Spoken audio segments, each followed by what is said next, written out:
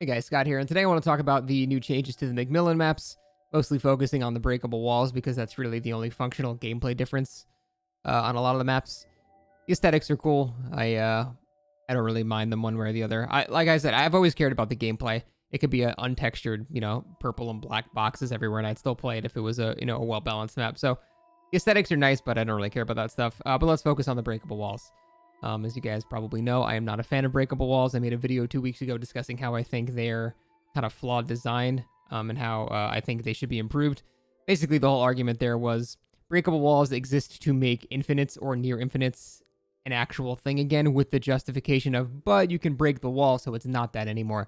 However, that basically just makes it so it is an infinite with a pre-dropped god palette, and the killer has to spend time breaking it. And I suggested it should work in reverse. The survivor should have to build these walls instead, because a killer's time is 4 times as valuable as a survivor's time, because there's 4 survivors. So the thing to make the map bearable should not be on the killer, it should be on the survivor, because there's simply more of them, and it would also give them something else to do if they wanted to. So that's what I suggested for that. But let's go over the actual breakable walls for all the Macmillan maps now.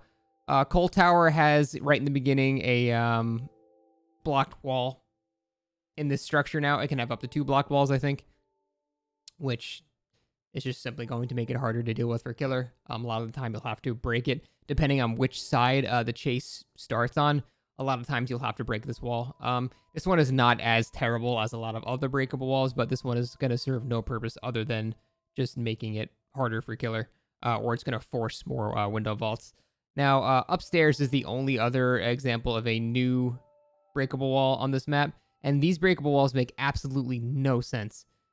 I don't understand the point of these breakable walls whatsoever. They serve no purpose, because the killer would never break these walls, because why would you? It gives the survivors more escape options. There's no reason to ever break these walls. But the survivors can't break walls, so they just serve no purpose. They are just useless breakable walls. They should just have kept it as it used to be. I just don't know what the point of all this is. Like, I get, even if they were making it stronger for a killer, they still serve no purpose. They might as well just be blocked off walls, because putting a breakable wall there, it doesn't do anything, because the killer's never going to willingly break those. Next is Ironworks of Misery, and they added a couple very annoying breakable walls. This one downstairs is not as terrible, but it's still... The reason they added this breakable wall is to try to counter the loop where you enter through this side, vault the window, go around the debris, and try to make it all the way back around to that window again. The thing is, you can't really do that anymore with the doorway there now, so that doesn't actually work anymore. So putting this here doesn't prevent that. So it doesn't really serve a purpose. Really, what it's going to end up happening is, like, it might prevent one entrance to that window, which I suppose is nice, but that means the killer needs to start a chase in such a way that they're, like, running towards this window. I don't know, like, this wall, like, it's I feel like it's just annoying for both sides. I would be much happier if it just simply didn't exist, because then the killer could just go straight through it, defend the gen right here, and not have to worry about that. Survivor could just get at least one vault out of the window. Like, I don't know. Like, I don't like the idea that this entire building is blocked off like that. I think the only example of a good block off like this is Bad Preschool, with the actual school itself being blocked. Because that prevents the ridiculous come out of the school, vault the fence, go around, vault the fence, because that loop is just short enough to where you can do that, like, multiple times in a row.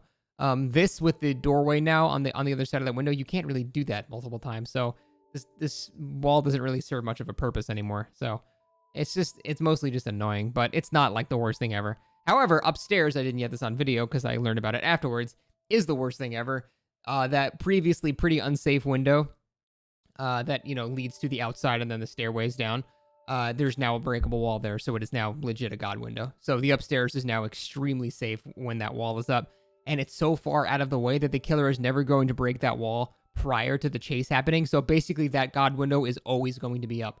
So if you're a survivor, going upstairs is going to be extremely strong for you now, whereas before it was actually kind of risky going up there because that window was not very good. So they just buffed the shit out of that for survivor, and this one here doesn't really do much for either side. So overall, this is kind of a buff to survivor, because that top window is just a giant pain in the ass.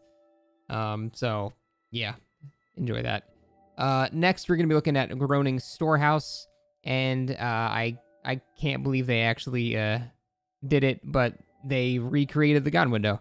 So this used to be a doorway. Actually, in the old versions of the game, this used to be nothing. It used to be just a wall, and the window to my right used to be one of the strongest windows in Dead by Daylight. So this window right here, it used to be one of the strongest windows. It was the Groaning Storehouse God window, and you basically just had to vault that window and chase multiple times. Huge annoyance. Very, very strong window. However, several patches ago, they kind of rectified this by adding a doorway here, so you could at least kind of go around as a killer. You would still lose some distance, but not nearly as much by being forced to vault it and then continue chasing. So it wasn't that big of a deal. But now they just slapped a breakable wall there again, and now it's back to just being a god window, unless the killer spends time breaking it prior to a chase again. Which again, if you spent, time playing Trapper or something, you know how much time is wasted setting up the map. And you don't even get like a trap instant down from this. You just have to make something not a near infinite anymore, which is just pretty stupid.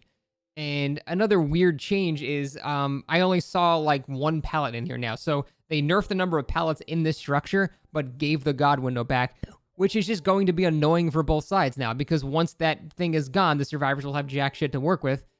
But before that, the survivors have too much to work with. Like it's made in such a way that it's going to piss off both sides, and like it's just no one's going to be happy about it. So that is definitely a weird change. I don't know why this window is like famous, so I don't know why they would bring this shit back and then nerf the amount of pallets in there too, because it's basically like the game syndrome. The game syndrome is the map, I think, is extremely survivor sided until the pallets are gone, and then there is nothing. And sure, you can say that about every map, but the game is literally just safe pallets. That's all the map is. There's like 2 windows in the entire map that you can actually play normally. So once those safe pallets are gone, and they are safe pallets, that's why the game is so boring as a map, because the killer can't really do anything to mind game any of these pallets. They just drop them and then they have to kick them. But once those things are gone, then there's nothing to do. So it goes from like being ridiculously one-sided to ridiculously one-sided with no like nice in-between there. And I think that's not necessarily great design. And that's sort of what these breakable walls are leaning towards. And that's why I'm not a fan of the trend that they're going. Other than that, most of the other Macmillan maps didn't see much of a change. Suffocation Pit is mostly the same. There is another breakable wall there, but I'm not going to go over it now. So Shelter Woods appears to be pretty much the exact same as well.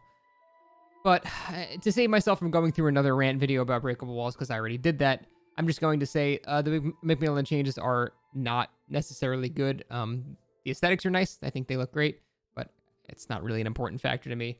I just wish they would either move away from breakable walls. It's okay that it's only a thing on a couple of maps. Just move away from breakable walls or rethink them and make them a survivor extra objective to make the map harder, not something that the killers have to deal with to not make the map ridiculous. And because that seems to be the trend that they're going, with a few exceptions. Like I said, it's not all bad for killer, but for the most part, that seems to be the trend that it's going, and I think it would be a lot better if it worked in reverse. So definitely not excited about the Macmillan breakable wall changes. They used to be my favorite maps overall, and they probably still will be, but the breakable walls are going to be an annoyance for sure. But that is it, guys. Thank you very much for watching, and see you next time.